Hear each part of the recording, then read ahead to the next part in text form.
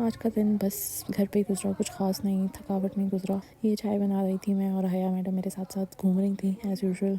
यहाँ पे सब हया को इतना प्यार कर रहे हैं और हया को आदत नहीं है इतने लोगों में रहने की। शुरू में तो कुछ टाइम तो बर्दाश्त करती है, अच्छा लगता है उसे, लेकिन कुछ अर्से बाद ना उसको होता है कि नहीं बस मुझे मेरी मम्मा पापा चाहिए और उसको कुछ भी नहीं चाहिए। इसके साथ रोने की वजह से मैं ज़्यादा फ़ोन यूज़ नहीं कर पा रही, ना शॉर्ट्स बना पा रही हूँ। खैर पहले सब गए हुए थे बाज़ार घूमने, उसके बाद सब आए तो हमने चाय शाय पी। यहाँ ये शावेज़ जो है हया से पहले जब मेरी शादी हुई थी तो ये कुछ अरसे में पैदा हुआ और ये बहुत लाडला हो गया था मेरा। तो ये जो है बस ऐसा है कि मुझे हया से भी प्यारा लगता है कि यहाँ पे खेल रहा था और उसको रोना आ रहा था कि क्यों मुझे सब छोड़ के चले गए, मुझे क्यों नहीं लेके गए।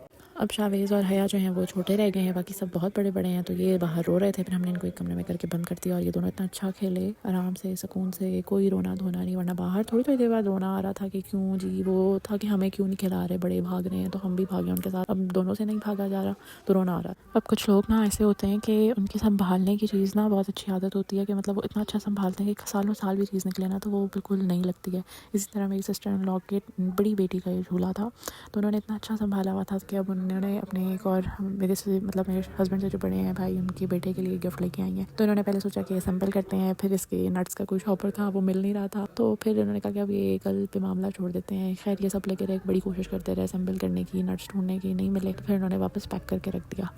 ये रात के 3 बजे तक मैडम खेल रही थी और बाकी बच्चे भी खेल रहे थे। सोते सोते सुबह के 6 बज गए थे और फिर कहीं जाके हम सोए। अल्लाह का शुक्र है आज का दिन बहुत अच्छा गुजरा, अल्हम्दुलिल्लाह। अल्लाह हाफ़िज़।